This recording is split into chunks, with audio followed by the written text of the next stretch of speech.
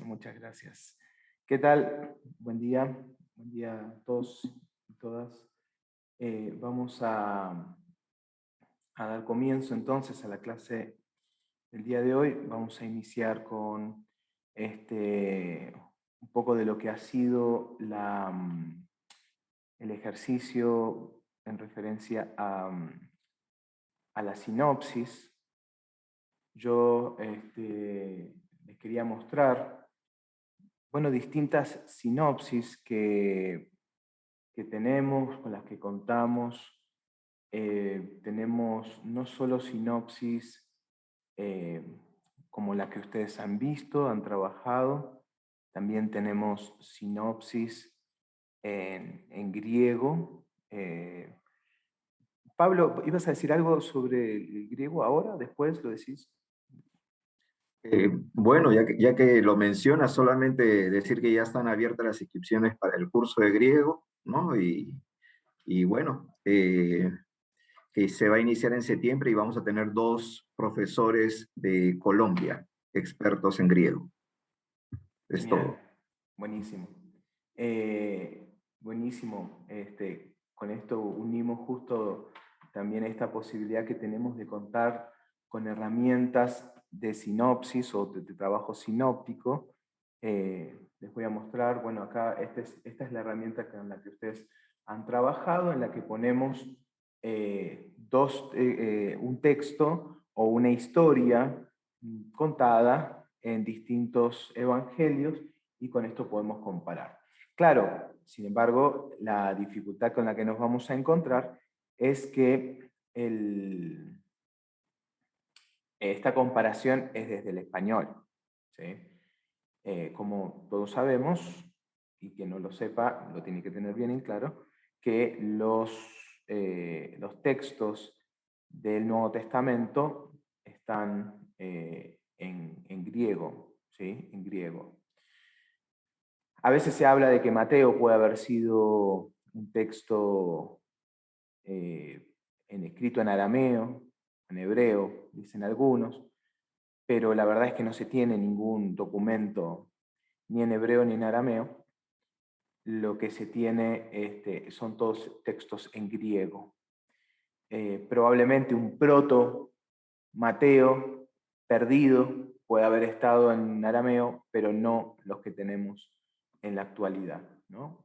Es decir, que en ese sentido lo mejor sería hacer el mismo ejercicio, ¿no? Acá tenemos, yo les muestro, no para que se asusten, sino para que se animen y vean que hay herramientas y herramientas muy interesantes de sinopsis, bueno, en griego. Entonces eso nos ayuda a hacer un ejercicio de comparación un poquitito más exhaustivo, ¿no? Acá tenemos la palabra que deriva del neuma, neuma, y ahí podemos ya empezar a hacer los ejercicios de sinopsis, ¿no?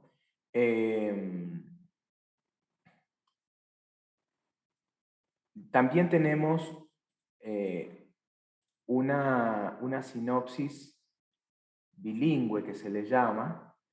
Esta es publicada por Sociedades Bíblicas Unidas, que está del lado izquierdo, está en español, y del lado derecho está en griego. Es una herramienta muy interesante también con la que podemos contar para no tener que salirnos del español tan radicalmente. Entonces uno puede hacer aquí la comparación y trabajar español y de pronto alguna palabrita en griego, y establecer ahí un punto medio para quien va a iniciar sus estudios en lengua griega, ¿sí? Estas son herramientas propias del quehacer de estudio bíblico y que vale la pena conocerlas. La que yo les he mostrado, bueno, en principio es esta que tenemos aquí en español, ¿sí?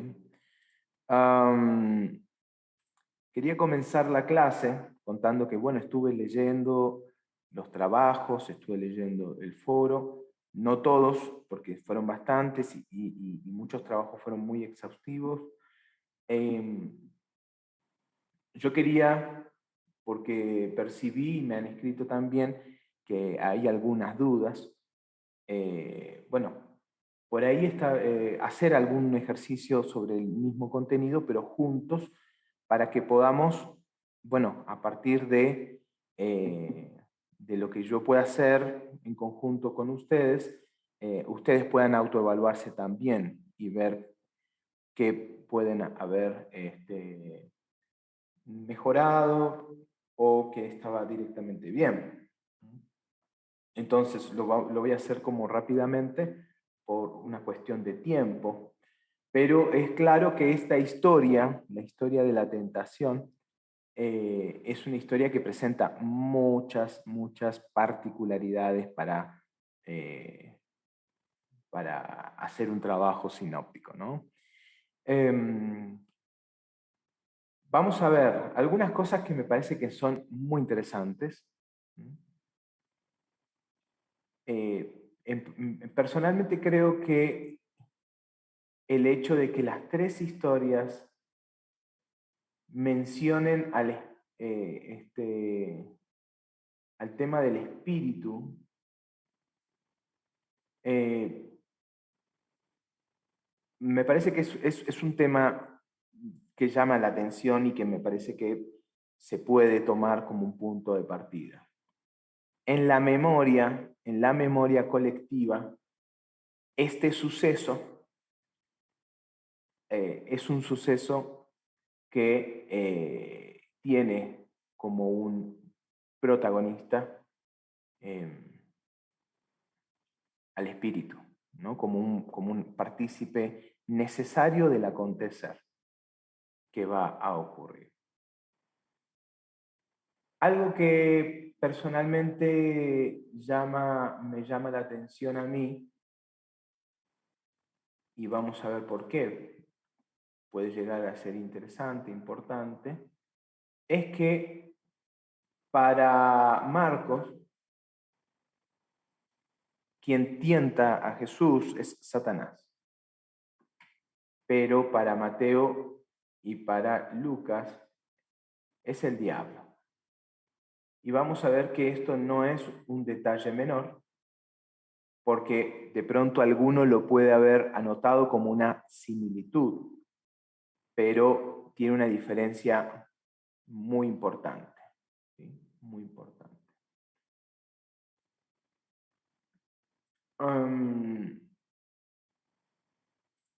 Hay mucho para decir, voy a tratar de ir rápido, ¿sí?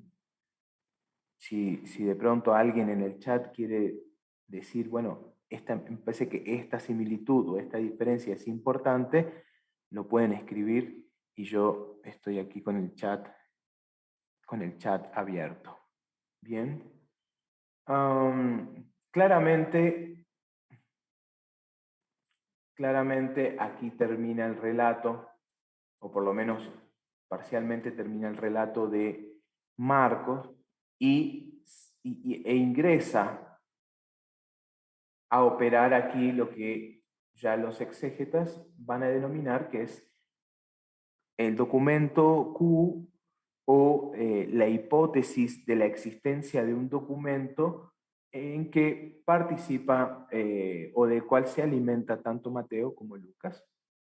Bien, y que en gran medida tiene ese documento dichos y palabras. Por esa razón lo que tendremos aquí en adelante van a ser cuestiones del diálogo, ¿sí? Cuestiones del diálogo, cuestiones de la palabra.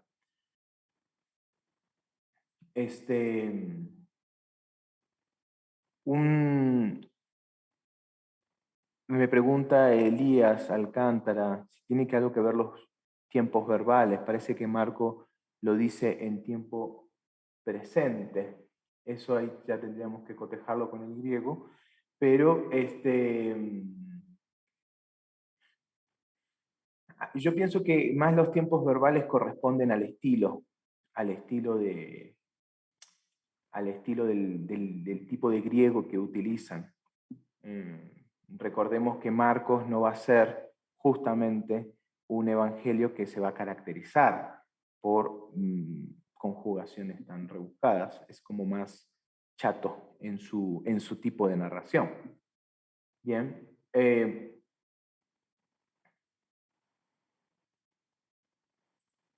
En lo que es la primera tentación, tenemos una similitud cuando dice, si eres el Hijo de Dios, ¿sí? Si eres el Hijo de Dios, Lucas, di a estas piedras que se hagan pan.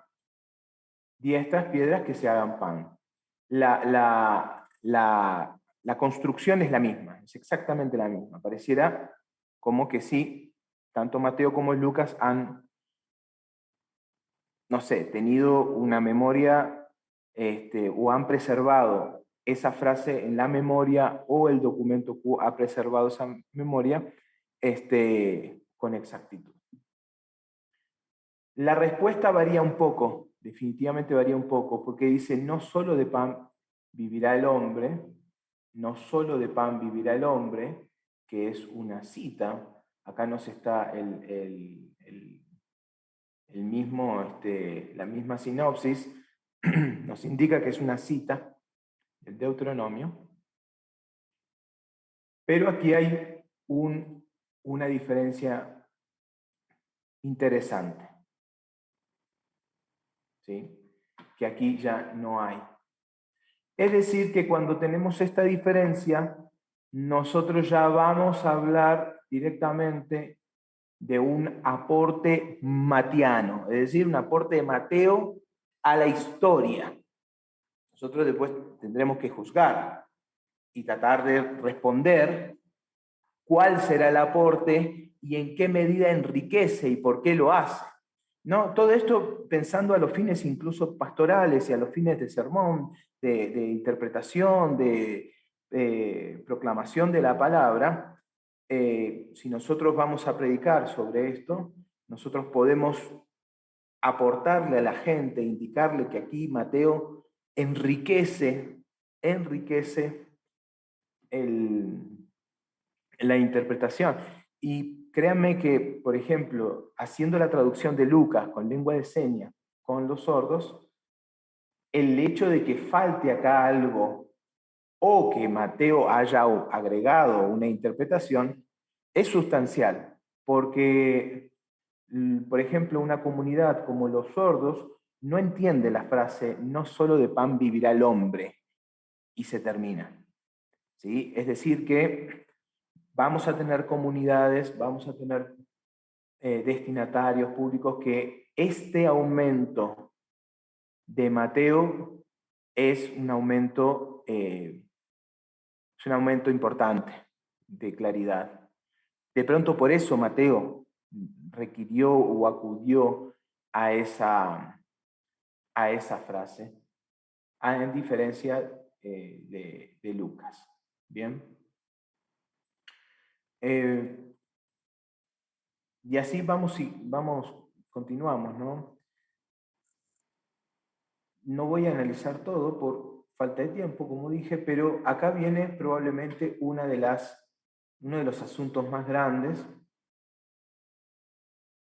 que justamente el hermano Jorge Gómez está preguntando. ¿Por qué hay una diferencia en la estructura, en el orden de los acontecimientos? ¿Sí? Si nosotros nos fijamos, Mateo, los dos comienzan con el tema del pan. Después, Mateo sigue con el tema de la ciudad santa y termina finalmente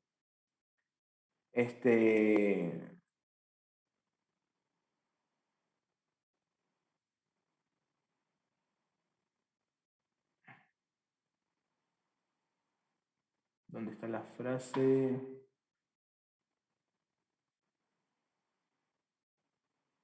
Ok, el templo y después la visión en el monte. Ahí está, monte muy alto, exacto. Bien. Entonces, para Mateo el orden es el pan, segundo el templo y la ciudad santa, y tercero el monte alto y la visión.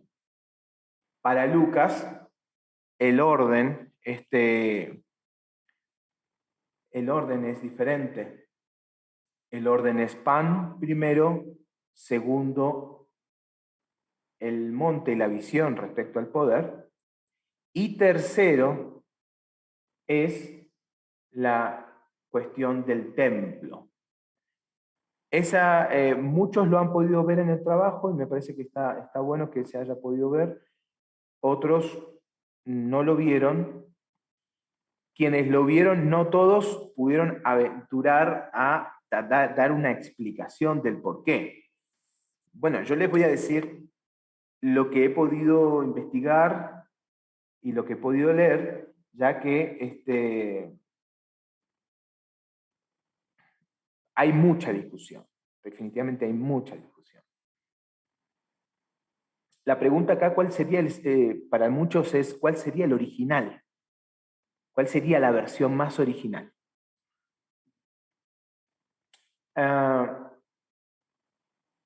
Para muchos exégetas, Mateo estaría siguiendo como una versión más, probablemente más original,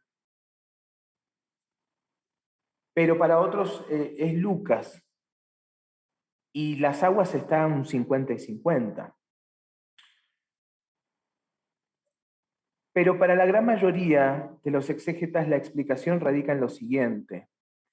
En lo que nosotros por lo menos yo he intentado hacer énfasis, es en que cada evangelio va a tener su teología, su estilo, y cada evangelio va a tener su interés también pastoral de asistencia a una comunidad, y en esos propósitos se han permitido hacer revisiones estilísticas, ¿sí? Y claramente Mateo tiene una cuestión con el monte.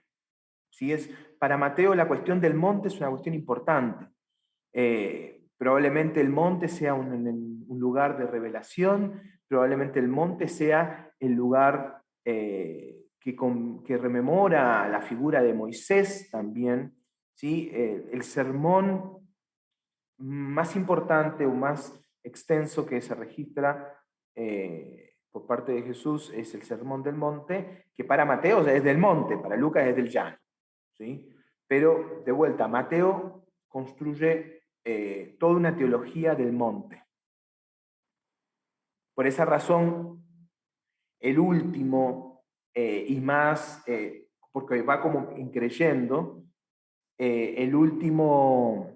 la última tentación estaría en el monte. Pero para Lucas tiene toda una teología, todo un estilo vinculado a Jerusalén. Jerusalén como centro del poder, Jerusalén como escenario del gran acontecimiento de la pasión, el camino a Jerusalén, todo se dirige a Jerusalén, Jerusalén como el centro del poder. ¿Sí? Es por esa razón, van a decir muchos, que Lucas pone en esta cadena increyendo de tentaciones, pone como última tentación la tentación de Jesús en el templo. Entonces, insisto en esta idea, más allá de que tengamos o no verdad, confirmación científica, no apunto hacia ahí con esta observación y con esta comparación, sí apunto a que nosotros podamos cada vez más apropiarnos del estilo y las particularidades de cada uno de los evangelios y entender su lenguaje, su teología, su forma de trabajar los contenidos y las historias. Como podemos ver, hay protagonismo de los autores de los evangelios, no es un copiar y pegar, no es no es tampoco un acopio de historias de Jesús. Hay también una elaboración estilística y, como he insistido mucho, a los fines de, o con el fin de, de asistir a una comunidad, de asistir a un grupo de creyentes, y eso es lo que más o menos trabajamos en la lectura socio-retórica. Bien. Hay más diferencias y similitudes. Voy a señalar una más que me parece por ahí fundamental. Fíjense en la tentación del monte, la tercera para Mateo, la segunda para Lucas, respecto al diablo, ¿no? Dice el versículo 8 de Mateo: de nuevo le toma el diablo a un monte muy alto y le muestra todos los reinos del mundo y la gloria de ellos, y le dijo: todo esto te daré, dice Mateo. Pero Lucas dice: te daré todo este poder y la gloria de ellos, porque a mí me ha sido, o a mí se me ha entregado, y a quien yo quiera lo doy. Una frase, pero créanme, una frase para romper cabezas, de pensar y analizar y decir por qué, cómo, de dónde viene, de dónde lo sacó, de dónde lo toma. Bueno, evidentemente no está acá en Mateo, tampoco está en Marcos, es decir, que es una frase lucana. Es una frase lucana por excelencia. Esto nos lleva a otra temática, nuevamente vinculada con la particularidad de cada uno de los evangelios. Y es una temática ya no de estilística, sino una temática ya del tipo teológica y, en este caso, demonológica, es decir, vinculada a el estudio de quién es este ser maligno. Nos muestra, lo digo directamente para no agotar el tiempo, nos muestra que Lucas tiene una demonología más avanzada, más sofisticada, una demonología con con un conocimiento, puede ser cultural distinto, puede ser con un conocimiento espiritual distinto. Habría que evaluar en qué medida esas informaciones que nos provee Lucas, con esa alta demonología, corresponde mucho a la cultura.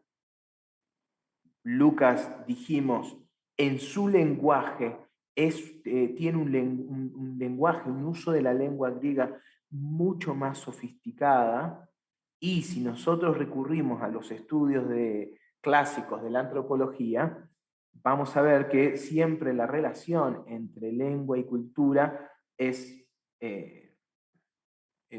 muy estrecha. Entonces, lo que podríamos estar hablando acá es que la cultura helénica que trae Lucas y con la cual interpreta también acontecimientos, tiene consigo una alta demonología. Bien. Nosotros podemos ver, en la historia de la demonología, podemos ver que Satanás o el diablo no siempre es el mismo. Es decir, que va apareciendo en la historia, en la cultura, y va tomando un protagonismo al mismo tiempo que la comunidad va interpretando ese personaje. Empezamos desde un Satanás como un personaje jurídico vinculado a el rol de acusar, pero terminamos en un apocalipsis donde es la bestia y es el hacedor del mal. ¿Sí? Todo ese trayecto, que es un trayecto muy dinámico, está muy influenciado por la cultura, y acá podemos ver una huellita en Lucas de ese recorrido histórico, cultural. De pronto este tipo de monología nos va a permitir también fechar a Lucas, pero evidentemente ni Marcos ni Mateo hacen uso de esa alta demonología. ¿Bien?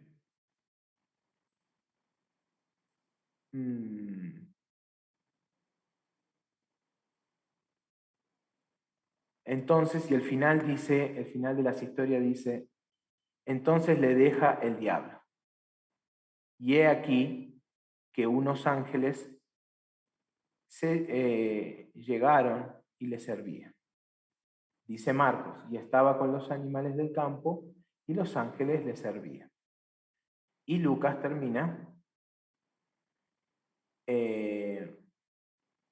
y respondió, no tentarás al Señor Dios, dice, y habiendo acabado toda tentación, el diablo se retiró de él hasta el tiempo preciso. Fíjense otra vez cómo vuelve a aparecer esto que acabamos de señalar, una demonología más avanzada. Se retira, ¿sí? La decisión es del diablo.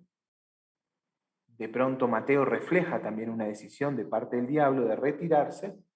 Sin embargo, Mateo indica que se retira solo por un tiempo, ya sea que ya va a volver o que esto no se ha acabado, seguirán las tentaciones, seguirán las pruebas. Ahí uno tiene que preguntarse si narrativamente estará después apareciendo durante otros episodios en el Evangelio de Lucas, y si aparecerá después en la Pasión. En principio, la narrativa nos deja ahí, por un tiempo. Bien, con esto yo personalmente creo que ahí tienen como para ver cómo este ejercicio de comparación nos ayuda a comprender las particularidades de los evangelios. Me gustaría, entro directamente en la temática de hoy, pero antes de entrar, me gustaría saber si hay alguna duda respecto al trabajo que hicieron en relación a lo que hemos podido mostrar. Con mucho gusto podemos responder, porque principalmente creo que el objetivo de estas clases, además de recibir insumos, es que ustedes se lleven herramientas prácticas. Y yo creo que la herramienta de la sinopsis es una herramienta práctica que les va a ayudar a ustedes todo el tiempo a trabajar con los evangelios cada vez que preparen un estudio bíblico de los evangelios. Elías, adelante. ¿Se puede desmutear? No, a ver. Ahí está, gracias. No te estoy escuchando, no sé si alguien más escucha. ¿Tendrás problemas con el audio? No se escucha. ¿No?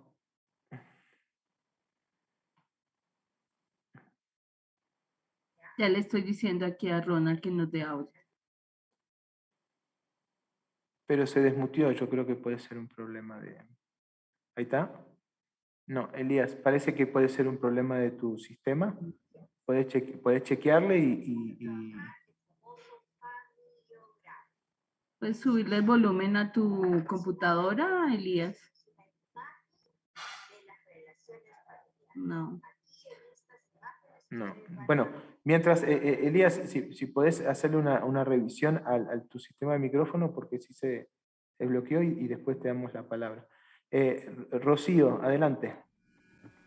Sí, sí, bueno, buenos ¿Qué días, tal? profesor. Buenos días, profesor. Sí, ¿Qué tal? muy interesante los cuadros sinópticos para nuestro aprendizaje propio y para poder compartir la palabra. Muy didáctico me pareció los evangelios. Y sí, también quería hablar un poco de los personajes, ¿no?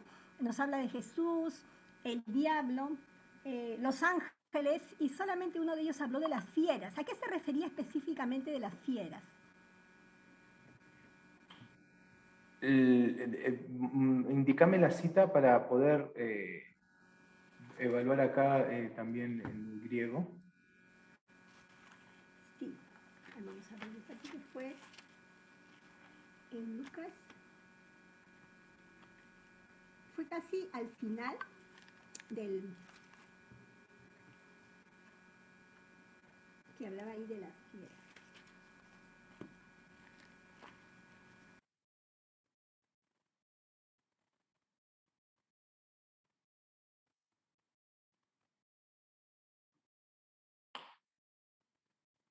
Ah, el Evangelio de Marcos. A ver.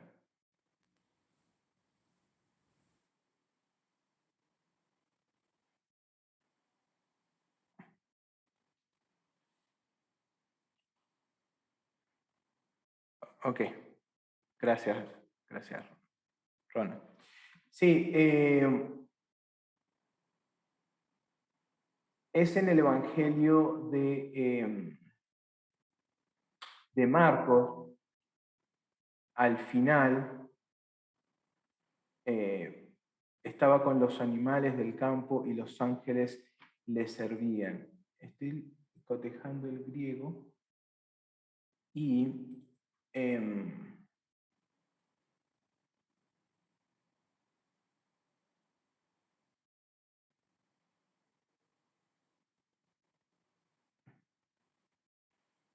esa frase en el griego no está. Parece ser, estoy chequeando justo aquí, que puede haber sido incluso una pequeña sección añadida. Yo creo que una posibilidad es que sea el contexto, ¿sí? El contexto narrativo, que retorna al contexto narrativo. Ahí lo que habría que cotejar es todo el capítulo, ¿sí? Todo el capítulo. Yo ahora no me había fijado en ese detalle, pero si alguien de pronto de los compañeros pudo ver ese detalle y quiere aportar, perfectamente puede levantar la mano y lo dice. A ver, dice, vivían en el desierto muchos animales en el desierto, dice Ramiro Valencia. Sí. Puede ser también que haga una alusión a, y con esto voy a responder a lo que Roxana está planteando, también, aparte de una primitiva demonología. Respondo a lo de Roxana. Me pregunta cuál es la diferencia entre el diablo y Satanás, que es una diferencia no menor. Satanás es un término, digámoslo, a nivel cultural más antiguo que diablo, para la Biblia. No para la cultura, sino para la Biblia. ¿Por qué? Porque el término Satanás entra con la cultura persa. ¿Sí? Entra con la cultura persa, Satanás. Y Satanás, en la cultura persa, ocupaba un rol un rol judicial. Incluso se podría llegar a evaluar de que no era un personaje malo, sino era un personaje judicial.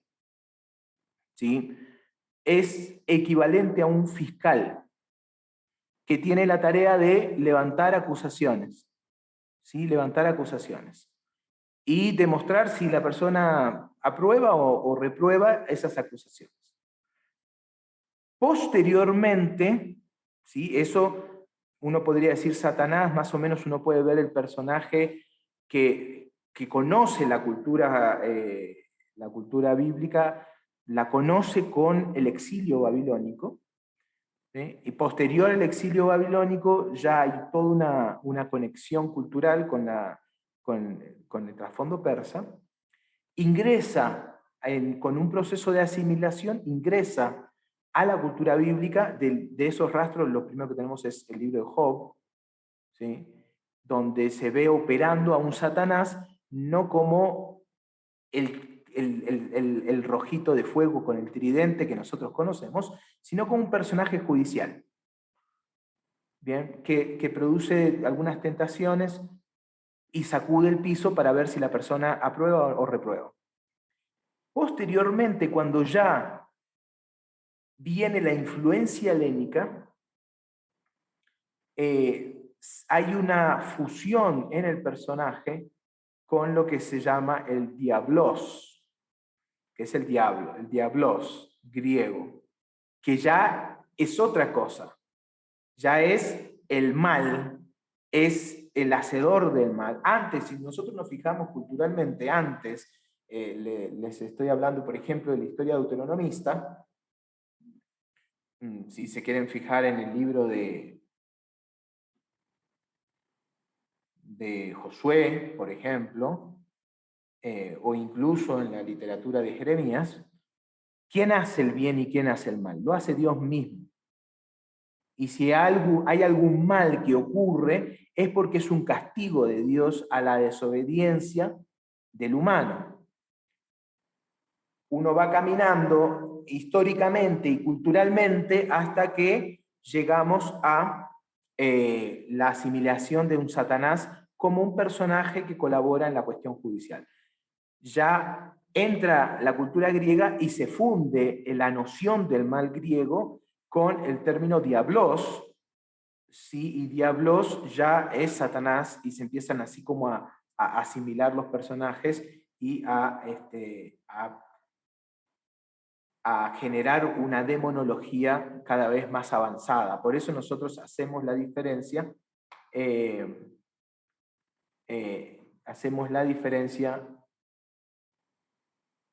entre el personaje Satanás y el personaje diablo. Bien, porque el camino que recorre la demonología era cada vez mayor. Por eso, el tema de las fieras puede estar dado, uno, por el contexto narrativo, o dos, también puede estar dado por una tímida demonología, ¿sí? Una tímida demonología que va a matizar cada uno de los evangelios. Piénsenlo como en la iglesia. Hay iglesias que están abocados a la tarea de la expulsión de los demonios y tienen mucho conocimiento y tienen mucho bagaje y tienen mucha nomenclatura. Pero hay iglesias que realmente no se dedican a eso o no hacen de eso un ministerio principal. No digo con esto si está bien o está mal, lo que digo es que su conocimiento va a ser distinto. Eso va a pasar y con esto vamos a matizar nosotros definitivamente los diferentes evangelios. Digo una cosita más y damos la palabra a Elías. La cuestión de todo el poder se me ha dado en Lucas. Vale la pregunta hacernos, ¿quién se lo ha dado? ¿Sí? Porque no lo explicita. No lo explicita. Uno podría pensar que es Dios que se lo ha dado. Bien. Es decir, que esto nos pondría en una especie de demonología avanzada pero intermedia, porque es distinto al Apocalipsis. ¿Sí? Ya en el Apocalipsis, Dios y el diablo, pero son enemigos.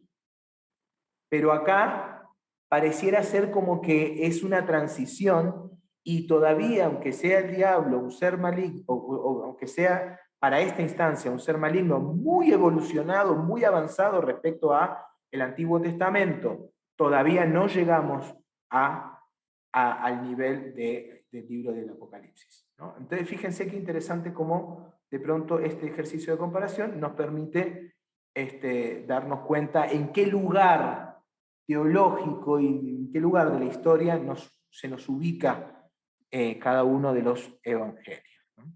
Elías, a ver, si se puede. No, a ver si podemos desmutear. Ayúdame. Ronald, si se puede desmutear.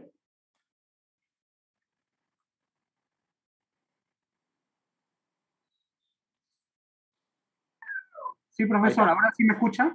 Te escuchamos muy bien, qué bueno. Muchas gracias, muy interesante la ilustración que usted nos hace, la explicación, le agradezco mucho porque estoy aprendiendo sinceramente mucho en este tema de los evangelios sinópticos. Quería preguntarle precisamente, no sé si es que el autor del libro de Marcos quiere escribir a un destinatario rural, por lo que menciona el tema de los animales, podría ser su destinatario personas del ámbito rural. Y por otro, profesor, la otra pregunta es, ¿a qué se refiere el autor de Lucas cuando dice eh, todos los reinos del mundo? O sea, ¿se refiere a los gobiernos terrenales que existían en ese momento, en ese tiempo, imperios, ¿verdad? De esta parte del mundo, y que además dice el pasaje de Lucas, a mí me ha sido dado. ¿Podría interpretarse esto como una tentación política? Muchas gracias, profesor. Gracias. A ver, el término no usa en realidad el griego el término reino. Lo que usa es poder, autoridad, ¿sí? Todo el poder, sí, definitivamente vinculado a poder,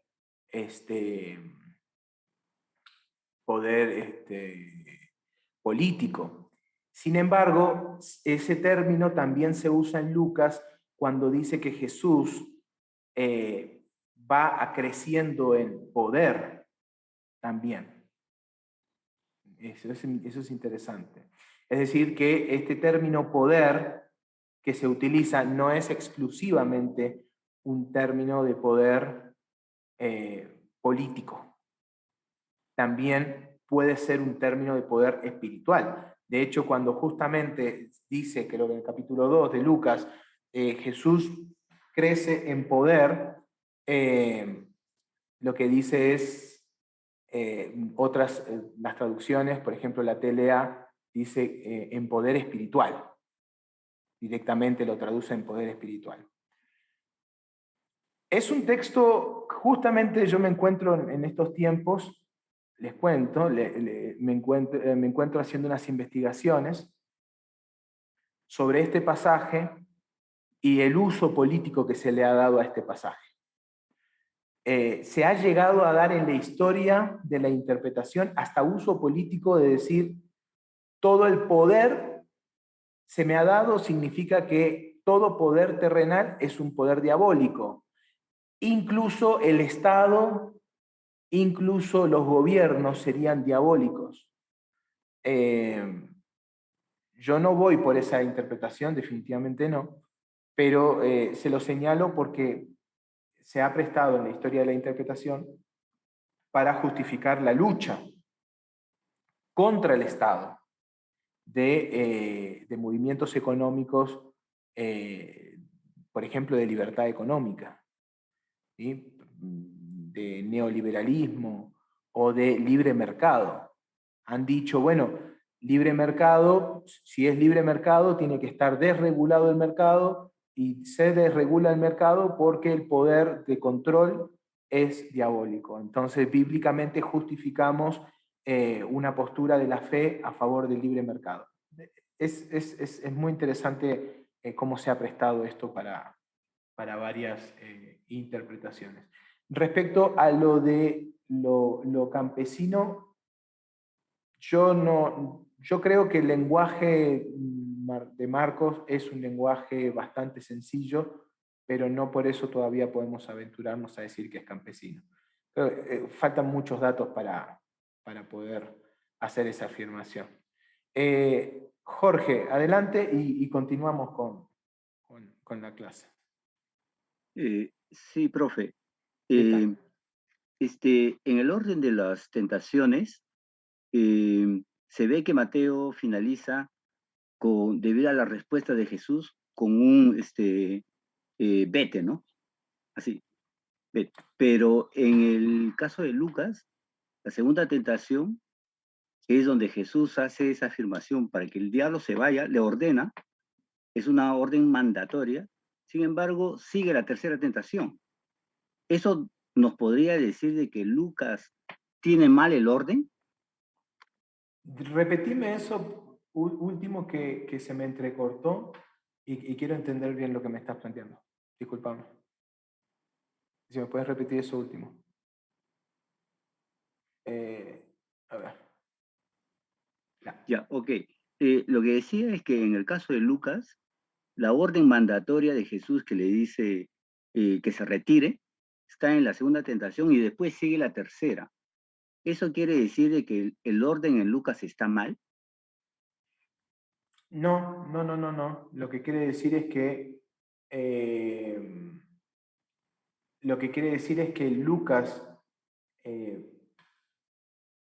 no cambió el estilo, pero cuando vos decís, ¿a qué versículo te referís específicamente de Lucas? Porque quiero ver si estás leyendo la sinopsis, porque viste que la sinopsis te cambia el orden, ¿no? Te lo modifica y te pone unas liñitas. ¿En qué versículo estás haciendo referencia?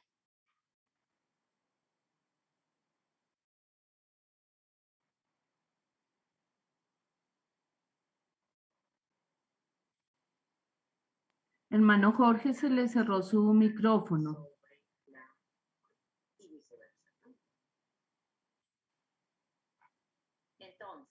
O por ahí por el chat escribir.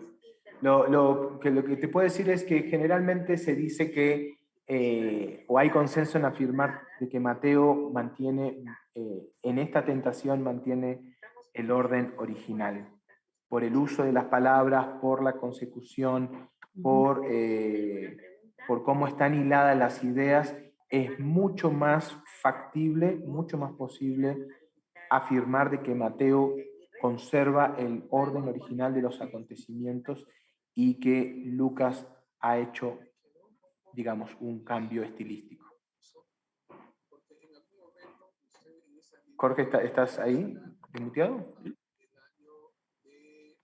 Sí, estoy. ¿A qué versículo haces referencia? A ver, un momentito. Se me cerró esto.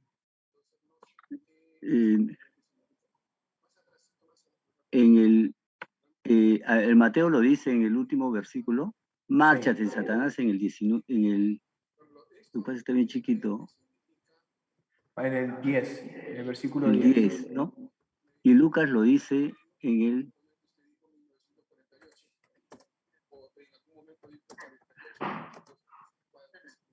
Y luego le mostró...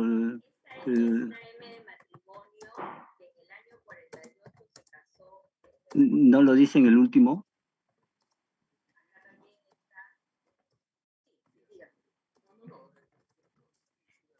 A ver.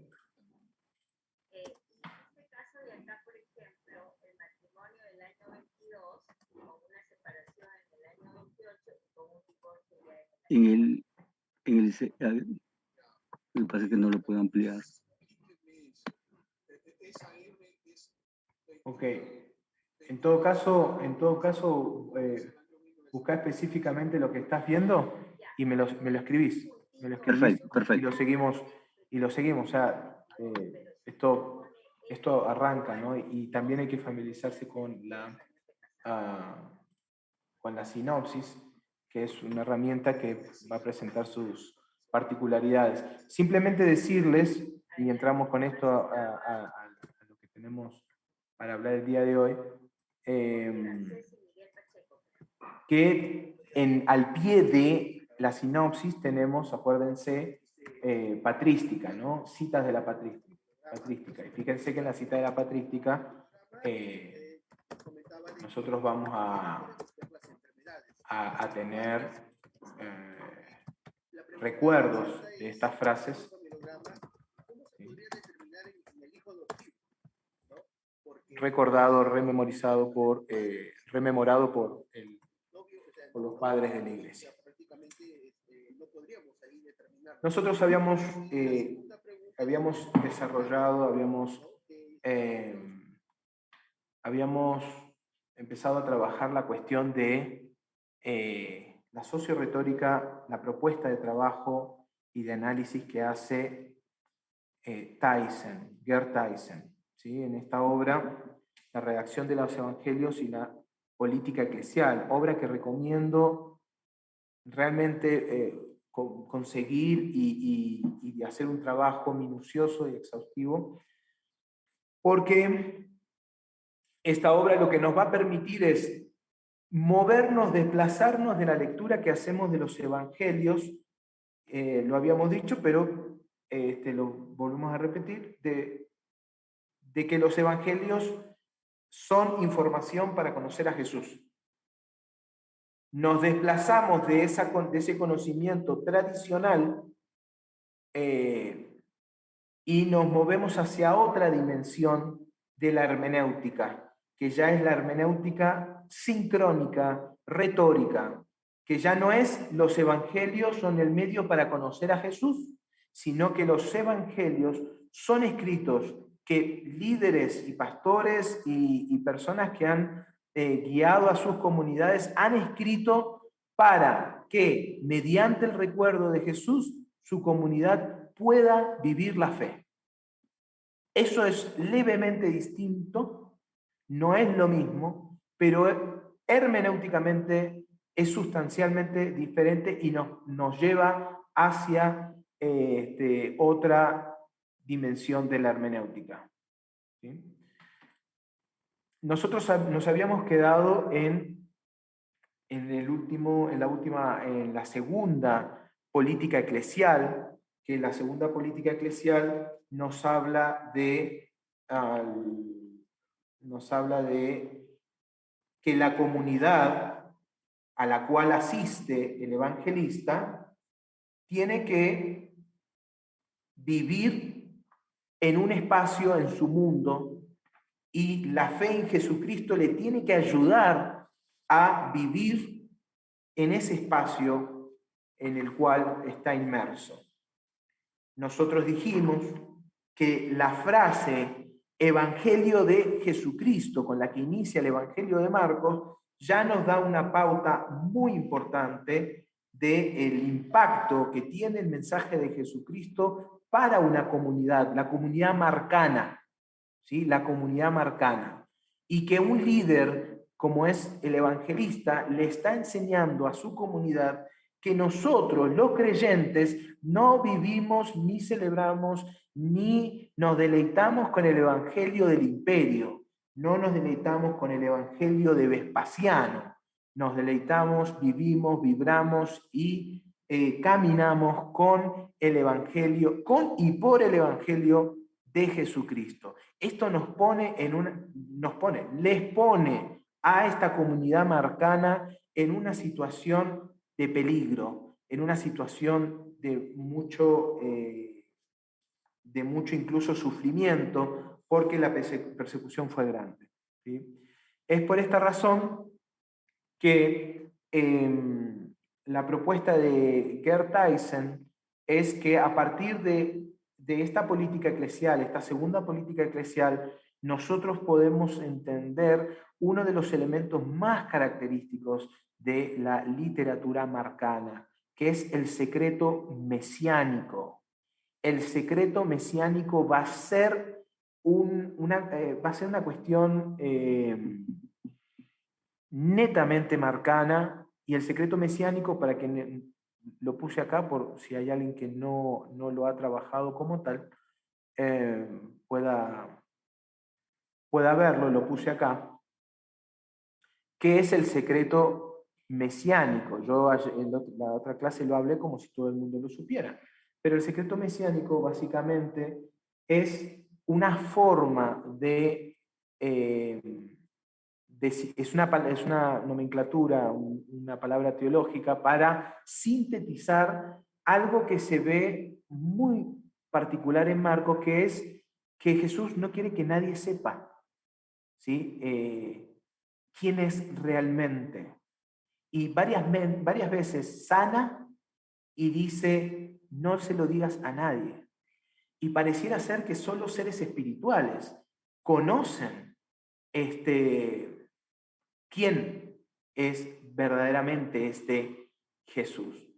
En parte, seres espirituales, digo Dios, el Espíritu, pero también seres malignos, seres que empiezan a obrar en las personas, enfermándolas o produciéndoles alguna alteración. Ellos también tienen la posibilidad y la capacidad de saber quién realmente es, ¿sí? Entonces ahí tienen toda esta sección para que después quien no conozca específicamente qué es el secreto mesiánico pueda interiorizarse en él, porque va a ser una terminología clave para comprender a Marcos. Bien, a la luz del secreto mesiánico, nosotros nos preguntamos cómo es esta, o qué significa, qué sentido tiene la preservación de este secreto a la luz de las políticas eclesiales. Créanme que en lo que yo he podido ver, el secreto mesiánico es un problemón, pero a la luz de las políticas eclesiales, yo personalmente me he visto muy beneficiado porque le encuentro más sentido a este asunto, que es el asunto del silencio o el secreto de la identidad de Jesús. Es lo que va a decir entonces Gerd Tyson, que el secreto de la identidad personal, que está en el centro de todos los motivos del secreto, es un secreto protector, y ahí es donde incluimos la política eclesial, es decir, una comunidad siendo pastoreada por el evangelista a los propósitos de vivir en un mundo bastante conflictivo como es el mundo alrededor de los años 70, años que ya hemos hablado y que resultan importantes. Mientras Jesús esté protegido por el secreto, no tendrá que sufrir. Tan pronto como dé un paso fuera de la protección que le brinda el secreto, el sufrimiento se le acercará. Y si uno mira narrativamente el Evangelio de Marcos, el gran problema de Jesús que lo termina llevando a la muerte no es tanto el enojo por parte de los líderes, sino la popularidad que va adquiriendo Jesús, su identidad, y cómo esto se va a mover en la voz popular, que finalmente sí termina irritando al liderazgo de Jerusalén. Pero digamos que ese secreto lo mantenía bastante bien reservado a Jesús. Lo tenía muy cuidado. Entonces, ahí aplicamos la lectura socioretórica y decimos, del mismo modo, mientras los cristianos estén protegidos por el secreto, no tendrán que sufrir. Ni bien den un paso fuera o afuera de esta protección, el sufrimiento se le acercará. ¿Sí? Es decir, que en este ambiente hostil, en conflicto con Roma alrededor de los años 70, el secreto mesiánico sería una forma de protección, ¿sí? El Evangelio de Marcos termina siendo un antievangelio frente al imperio, un antievangelio, el evangelio imperial, ¿sí? Es contrario a esto. Y concluye, digamos, esta lectura socio-retórica que, bueno, que nadie está obligado a manifestarse en público. Bien, cada contexto va a requerir una postura distinta. Esto también nos muestra, y fíjense qué interesante, porque también nos muestra etapas de la evangelización. Hubieron, sí, evangelizaciones que fueron a viva voz, pero hubieron otras evangelizaciones que tuvieron que estar más camufladas por el peligro que corrían. Como Jesús, también los cristianos pueden vivir el secreto por el momento, si así lo están necesitando. Un poco parecido, pero ya más matizado, pasa con Primera de Pedro, cuando justamente les dice, bueno, está bien, digamos la fe, vivámosla, pero tratemos de no generar mucho lío y mucha controversia, hasta incluso seamos obedientes, sumisos, porque si nosotros empezamos a avivar o a producir todo un escándalo público, ya los más perjudicados vamos a ser nosotros. Entonces mantengamos como una actitud de reserva. No deben buscar el conflicto, ¿sí? Pero han de estar preparados para el conflicto, ¿sí? Para el hecho de que éste aparecerá inevitablemente en escena en uno u otro momento. Los cristianos siguen a un rey que se opone a los poderosos del mundo. Eso ya es un conflicto. Es decir, que la fe vivida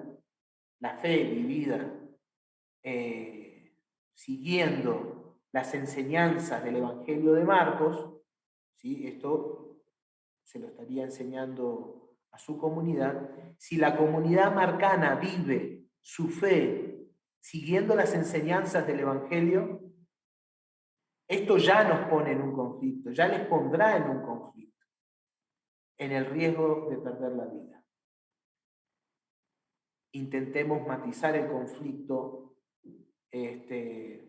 guardando el secreto y manteniéndonos a resguardo.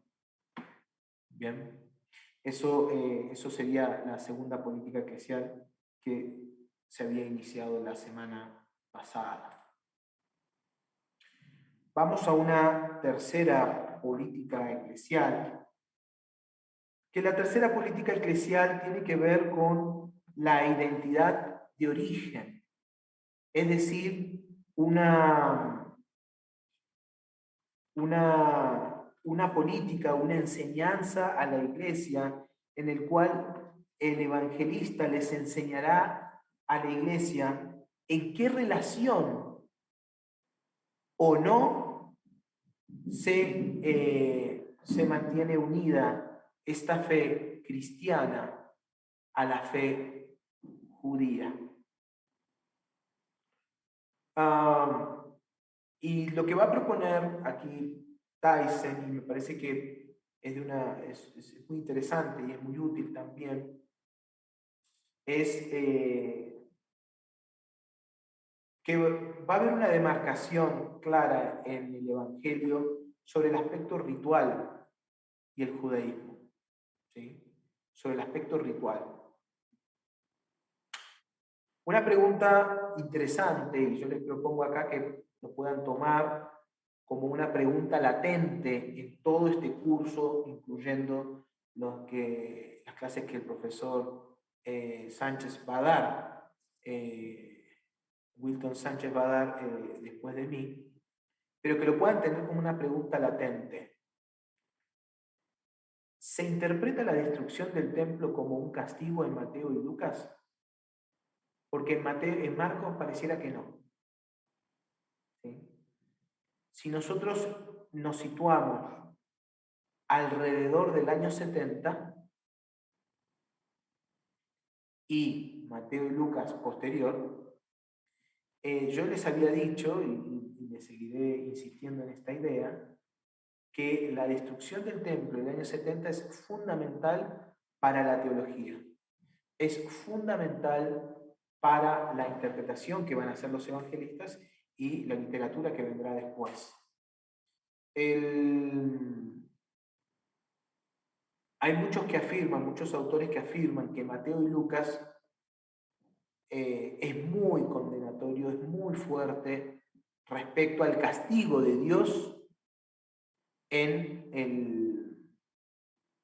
el castigo de Dios para con los judíos, para con el templo, para con Jerusalén. Entonces, fíjense, bueno, ahí ustedes se acordarán, pero hay diferentes perícopas, incluso parábolas, que nos habla del castigo, el castigo que vendrá y la destrucción que se merece todo este aparato del mal que termina siendo Jerusalén. Sin embargo, vemos que en Marcos sí hay una referencia a la destrucción, pero en Mateo y Lucas algunos investigadores más notan una especie de castigo, incluso algunos van a inducir un poco de deleite en lo que le ha pasado, ¿sí?, a Jerusalén. En Marcos no se nota un deleite, más bien se nota una especie de sufrimiento junto al judaísmo.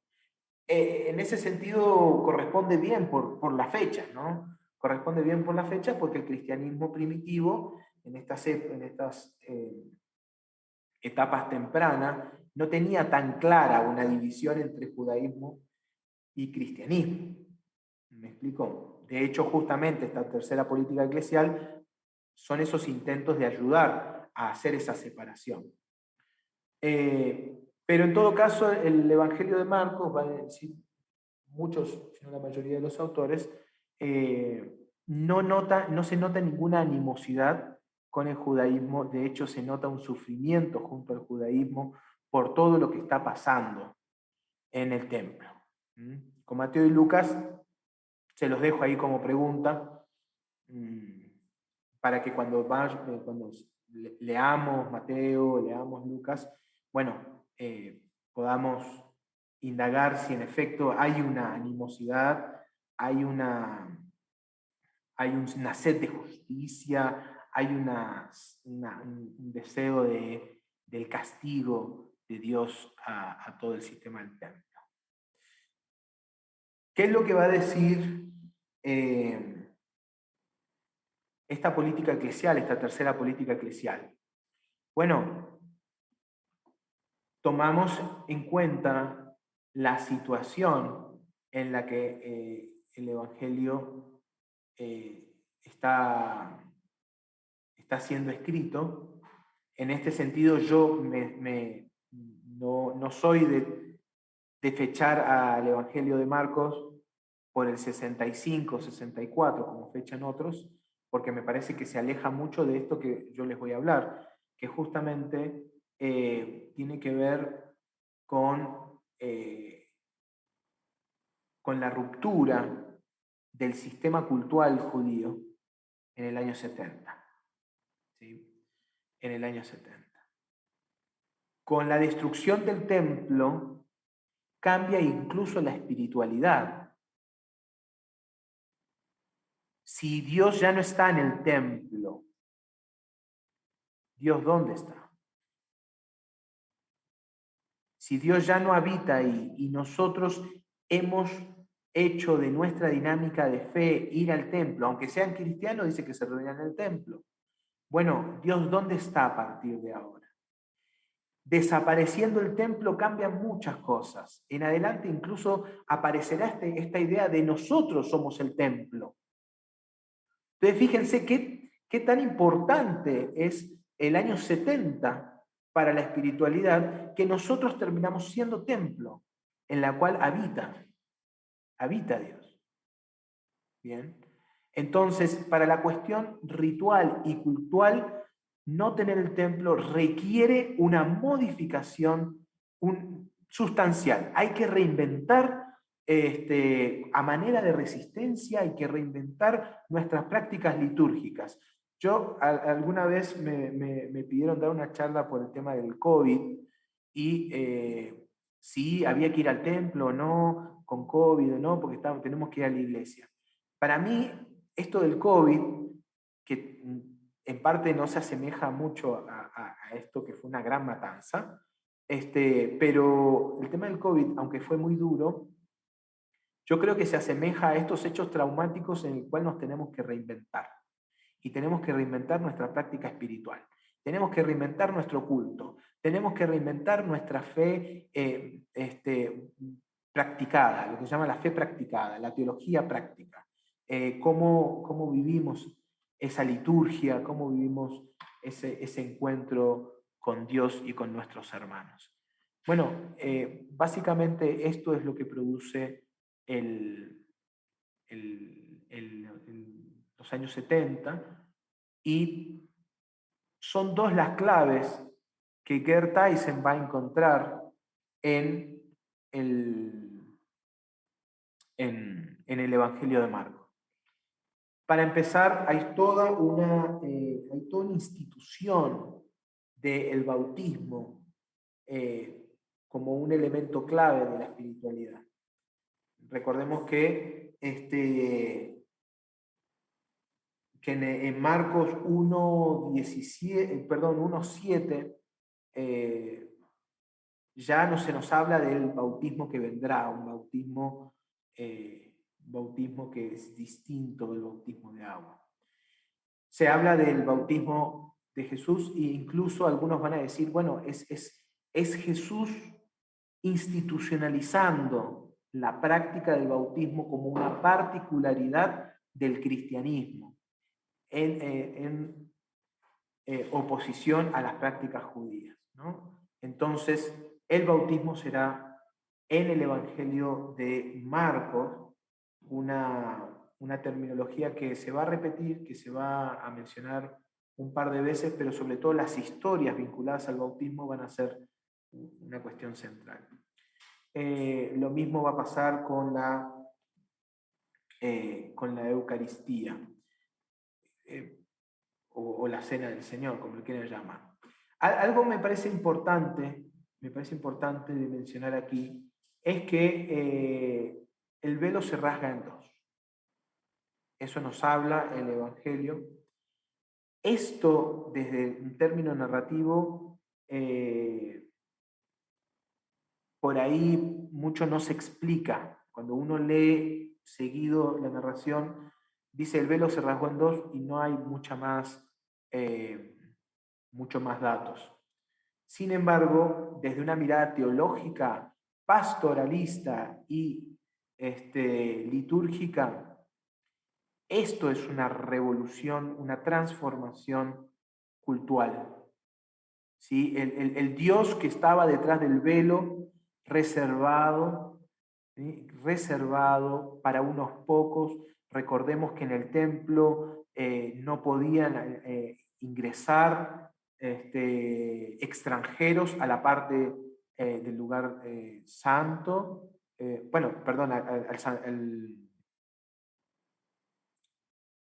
A lo que serían los atrios alrededor del del lugar santo, no podían ingresar los extranjeros, las mujeres solo llegaban hasta el atrio de las mujeres, que estaba un poquitito antes, y los hombres israelitas podían ingresar por pasillos alrededor del altar, más o menos ver el ritual que se estaba practicando, y sacerdotes podían estar, designados podían estar en el lugar del altar.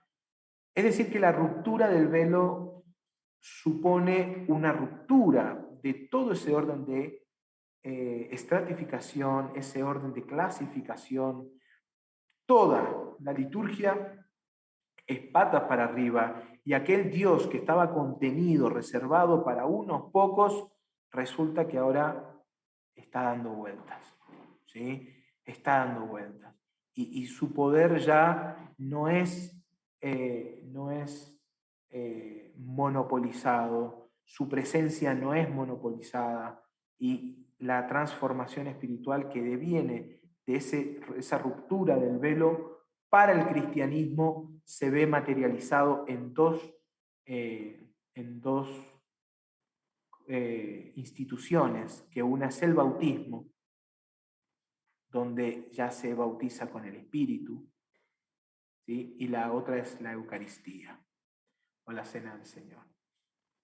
Bien, entonces eso va a ser un poco lo que será la tercera política eclesial.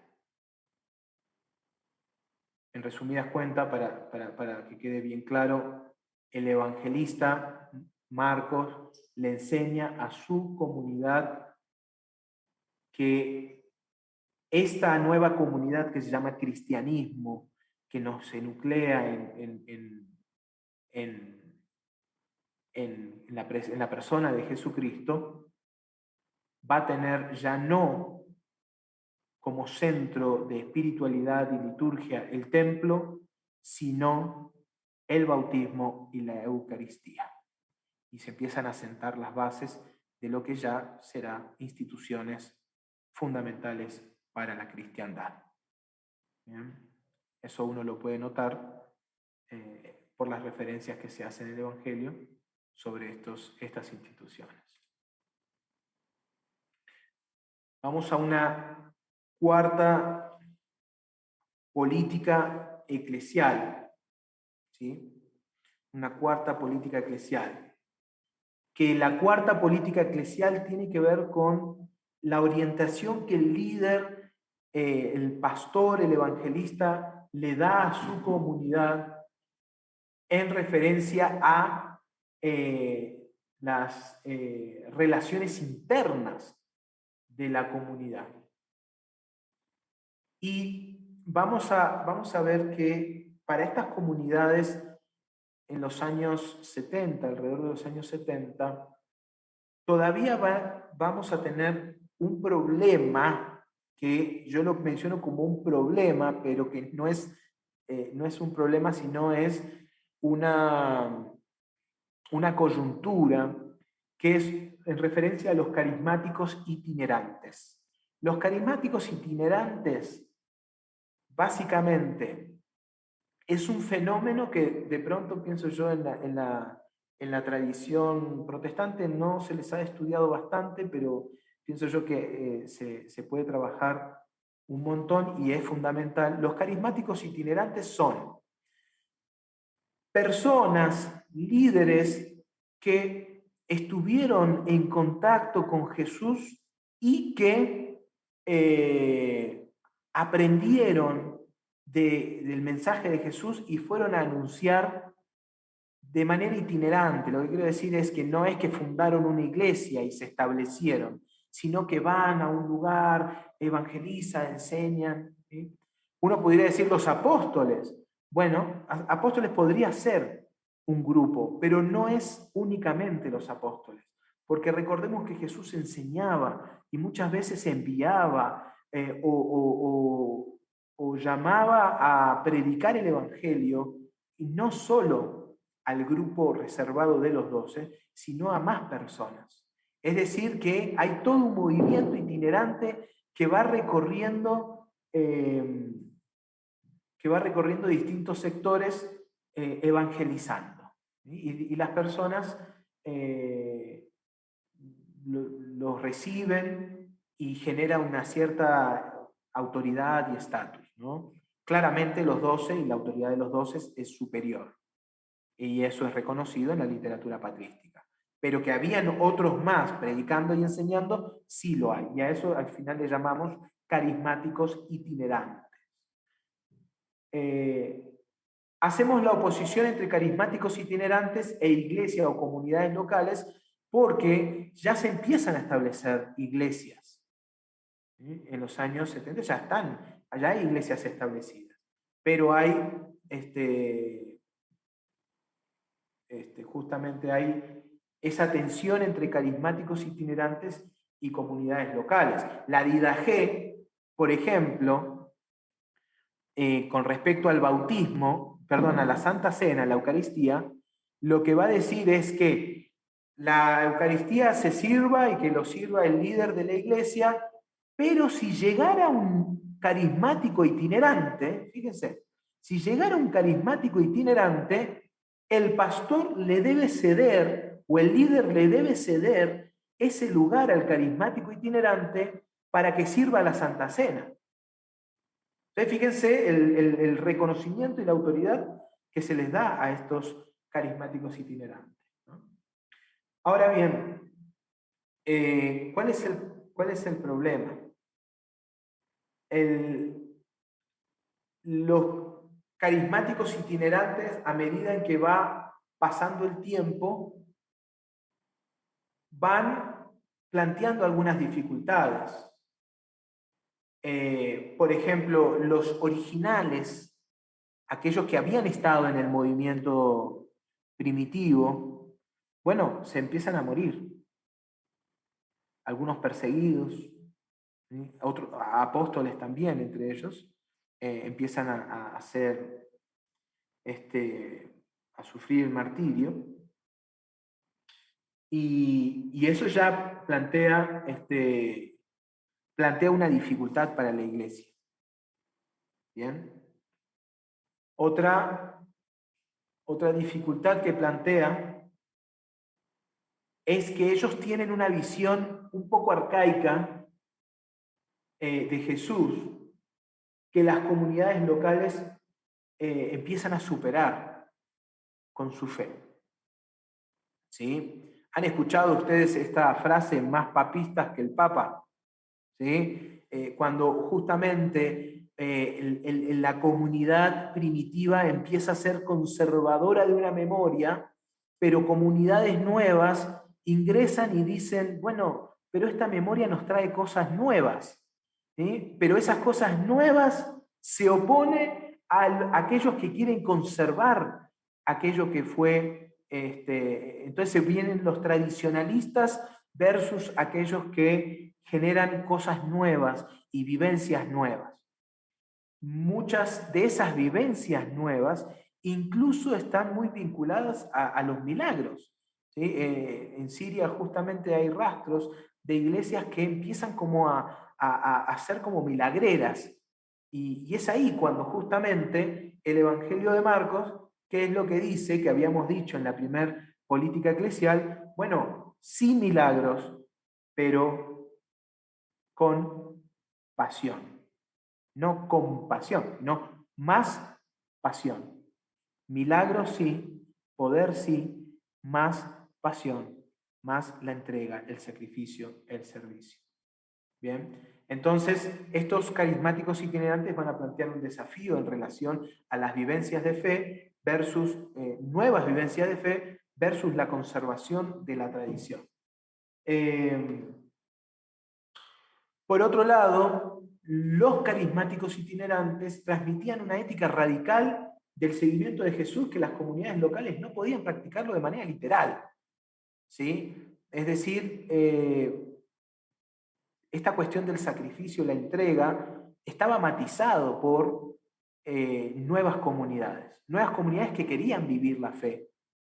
Pero si vivir la fe era morir, ¿sí? se genera como una contradicción, es decir, no es una linda propaganda evangelística decir, vení, convertite y te morís, ¿no? Entonces, justamente la tradición de la pasión que traían estos carismáticos itinerantes era muy radical, y las nuevas iglesias necesitaban matizar un poco esta tradición.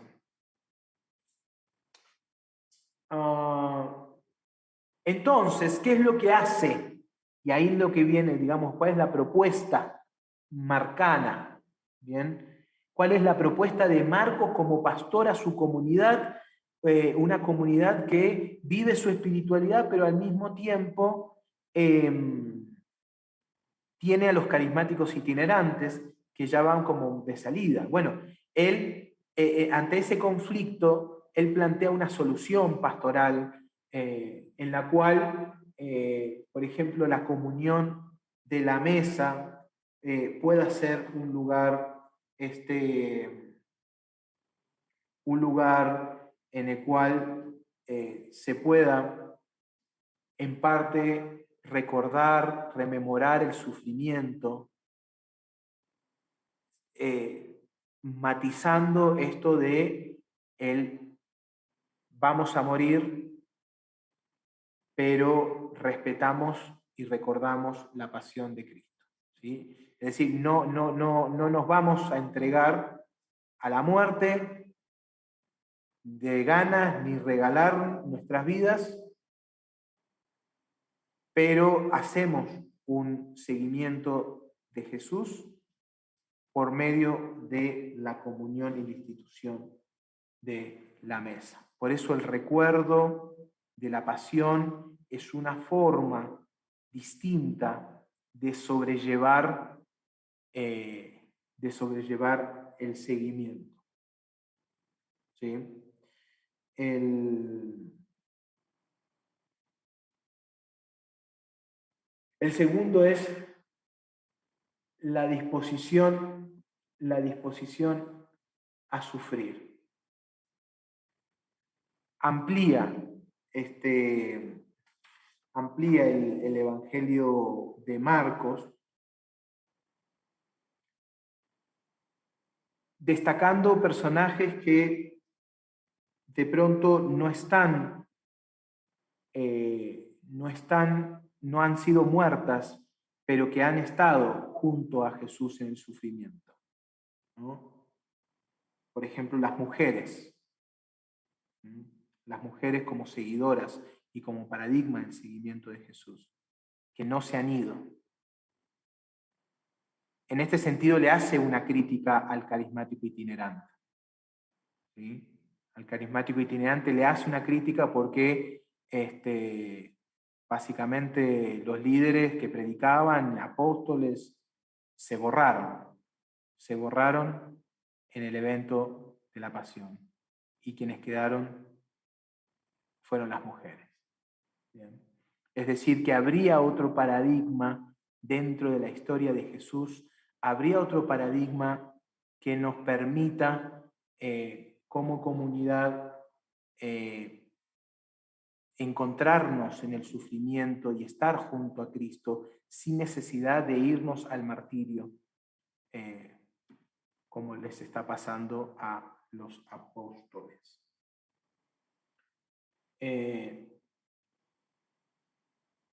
También otra opción del discipulado, otra opción del seguimiento, la disposición a asistir materialmente. Y ahí tenemos, por ejemplo, la suegra de Pedro, que puede ser también otro paradigma de aceptación de Jesús, de su mensaje y su seguimiento y la restauración, pero que aporta concretamente de otra forma, que no es la de salir a la batalla a dejarlo todo, ¿no? Porque básicamente lo que plantean los itinerantes, los carismáticos itinerantes, es el dejarlo todo y seguirlo. Entonces, ¿cómo ese dejarlo todo y seguirlo puede estar matizado con una vida real, ¿sí? Con una vida real en el cual a estas comunidades primitivas, pienso yo que como a nosotros también nos pasa, no lo dejamos todo.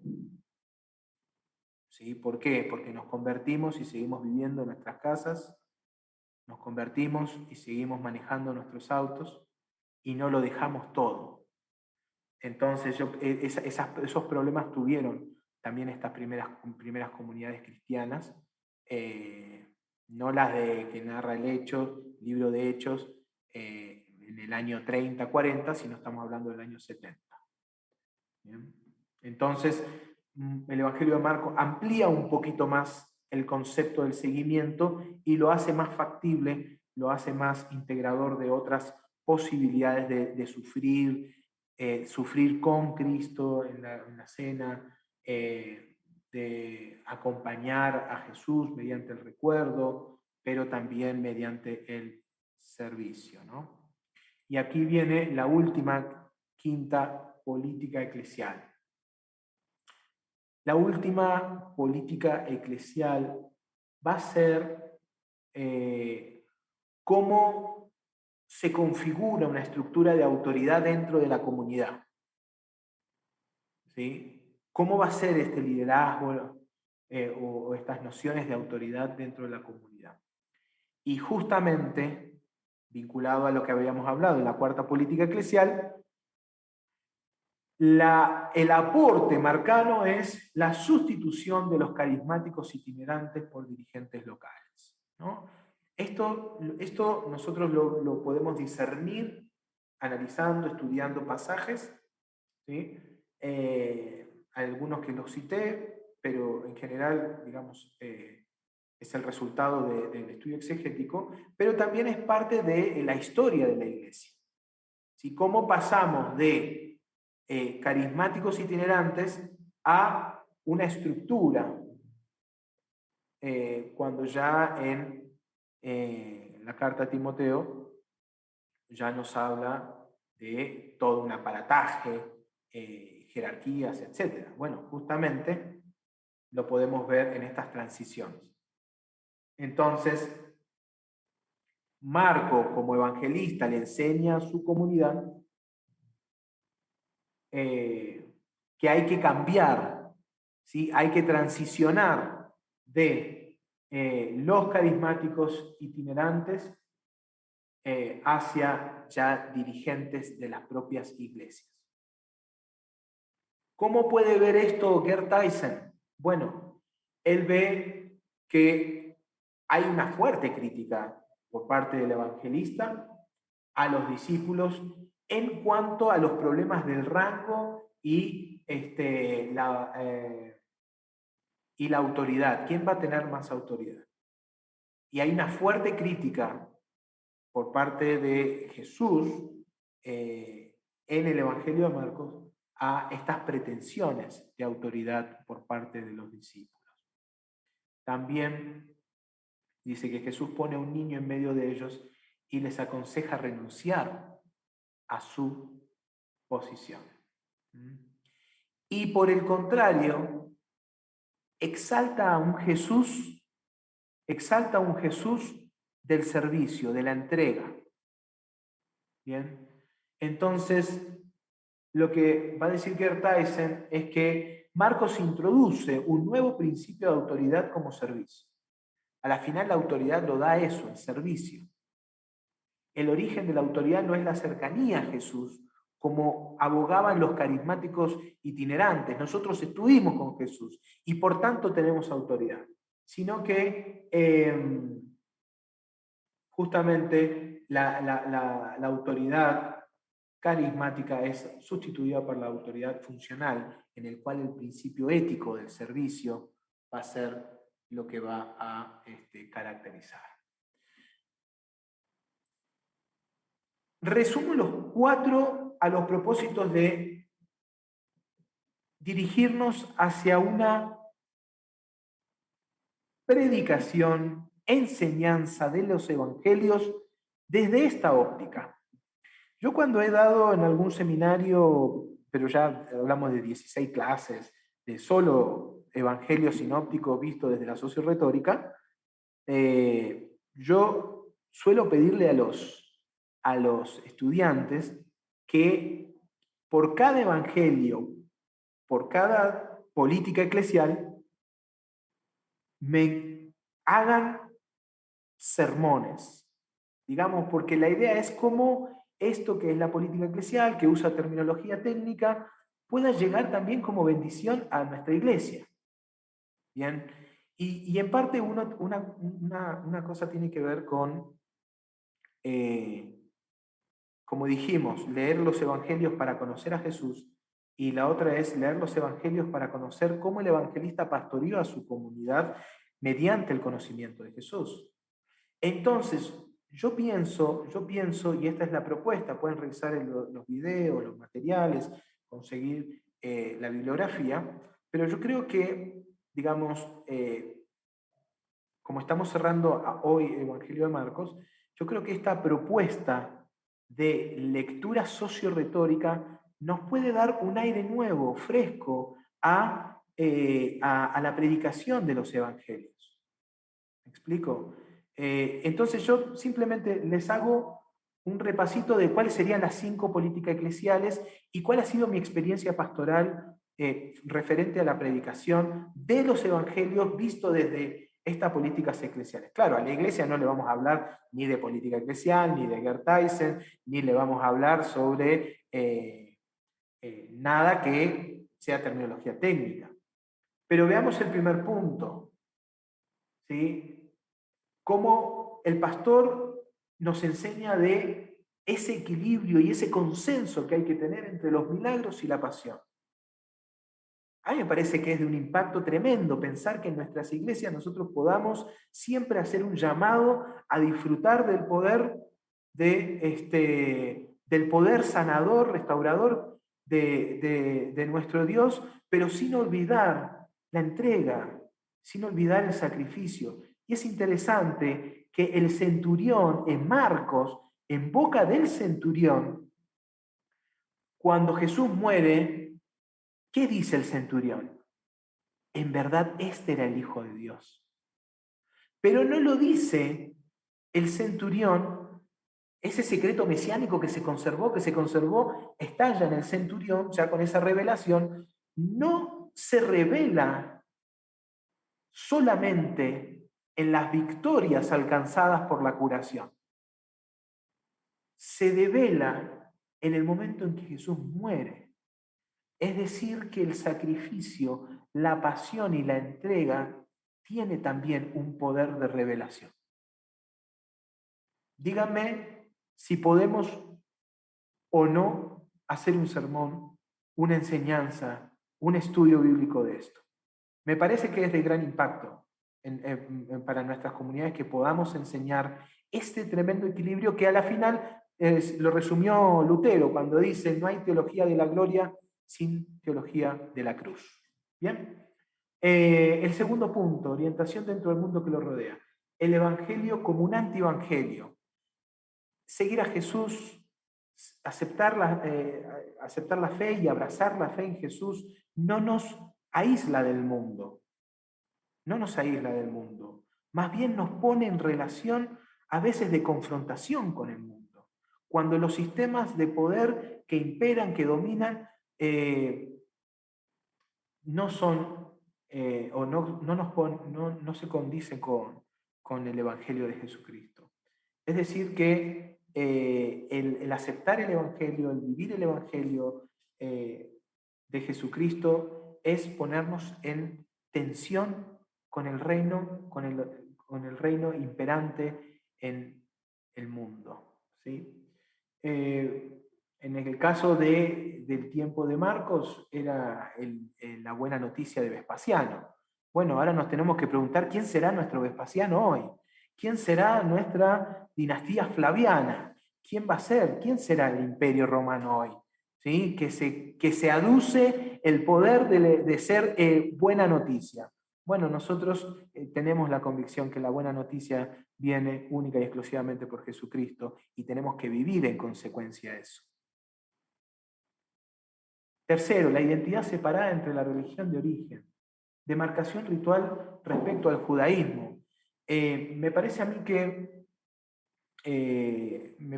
que vivir la fe como una reforma litúrgica, como una reforma cultural, es muy transformador. Jesús es un gran maestro, desde Marcos es un gran maestro, pero sobre todo es un reformador del culto. Para Marcos es un reformador del culto.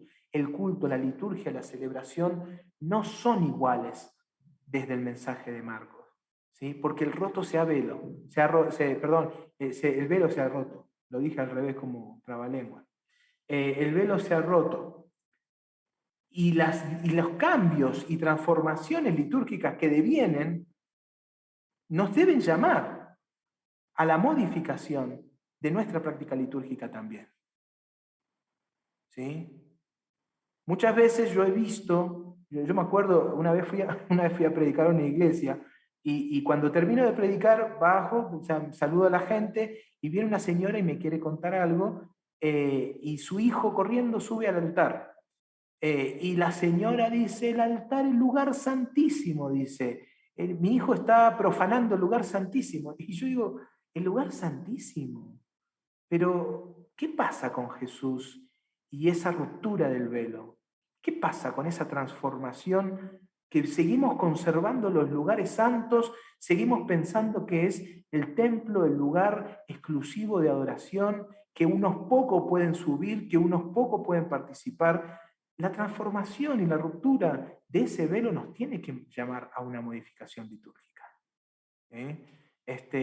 Una modificación litúrgica en el cual de pronto la hermandad, la mesa, la comunión sean justamente el lugar de encuentro y que nos haga diferente a como profesan otras religiones.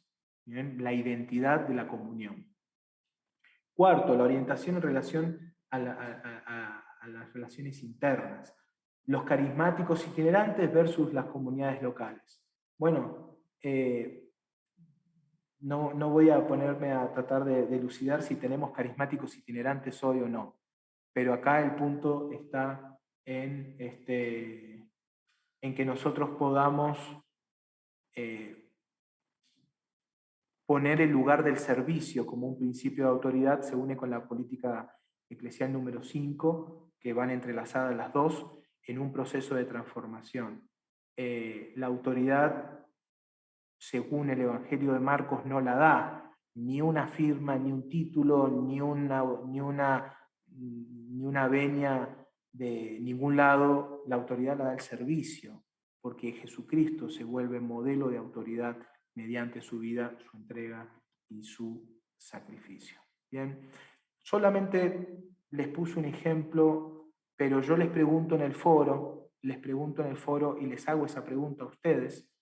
No nos queda mucho tiempo, pero vamos a mantener el diálogo. Pero yo les hago esa pregunta y se las devuelvo a ustedes.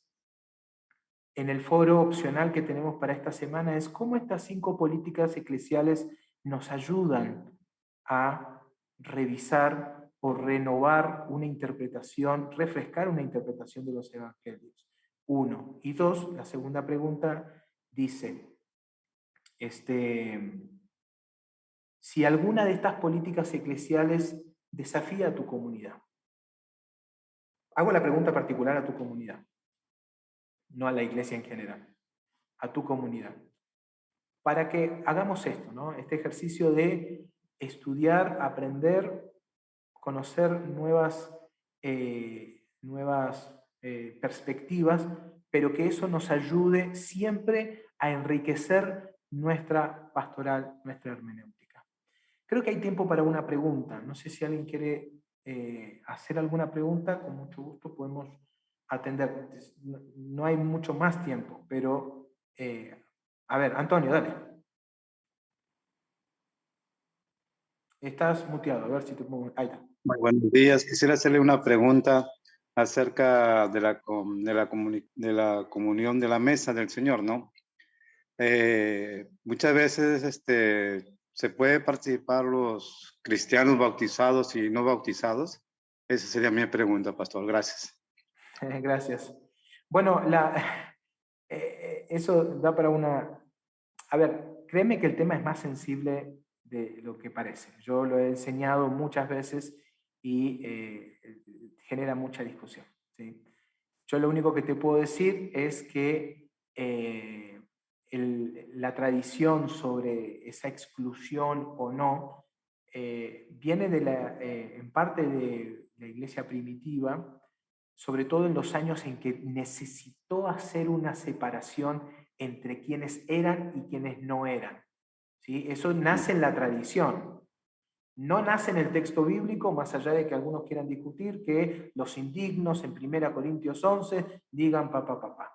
No, nace de la tradición, pero la tradición creada justamente en un tiempo donde ellos necesitaban delimitar quién era y quién no era. 1. 2. Los indignos. Te invito a que revises 1 Corintios 11 y que pregunte, pero lee todo el capítulo, todo el capítulo, de principio a final, todo el capítulo. Y vas a ver que en algún momento... Pablo mismo te va a explicar, te va a decir, los indignos son aquellos que se adelantan a comer la cena del Señor, a los glotones que no esperan a los demás y que no son solidarios. Y dice, si vos tenés comida, come en tu casa, ¿sí? Porque no estás discerniendo el cuerpo de Cristo. Hasta ahí no tenemos más información y la deducción saca la voz, ¿sí? Saca la voz. Pero de mi parte, como te digo, no pienso que hay base bíblica para esa separación, sino lo que hay es tradición, historia de la iglesia, ¿sí? Lorenzo, adelante. A ver, ¿te puedes desmutear, Lorenzo? Ahí está. Muy bien, buenos días, pastor, qué bueno por la enseñanza. Gracias, pero aquí me preguntas así, sobre el mesiánico. Se le llama secreto mesiánico al conjunto de ocasiones en las que Jesús ordenó ocultar su identidad divina, como el Mesías prometido, frente a las personas. Pero la pregunta es, ¿pero por qué habría de hacer eso? Exacto. Justamente la política eclesial número 2 responde a esa pregunta. El secreto mesiánico la propuesta de lectura, por lo menos desde la óptica de la socioretórica, diría que Jesús pidió guardar ese secreto mesiánico en parte como una enseñanza de parte del evangelista para su comunidad de resguardo en tiempos de persecución política, ¿no?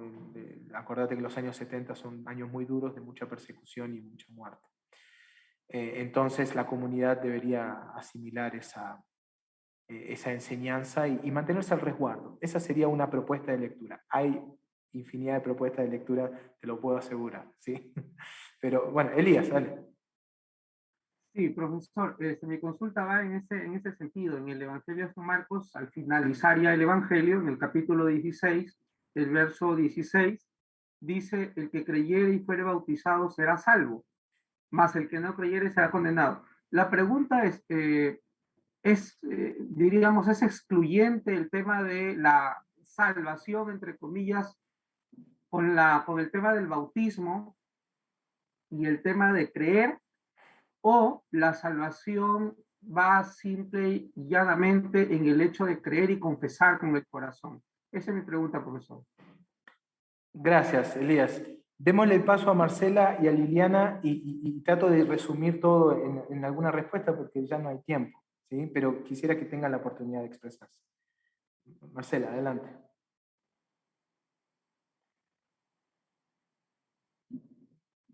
A ver.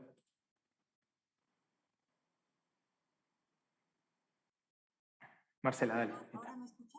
Te escucho. Bien, pastor. Pienso yo que en el tema donde dice de que Jesús, ¿no? Enseñó a los discípulos a